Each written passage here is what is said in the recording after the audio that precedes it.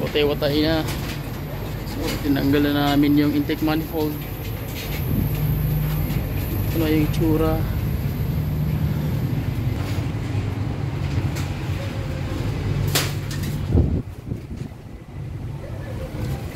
Punta dito.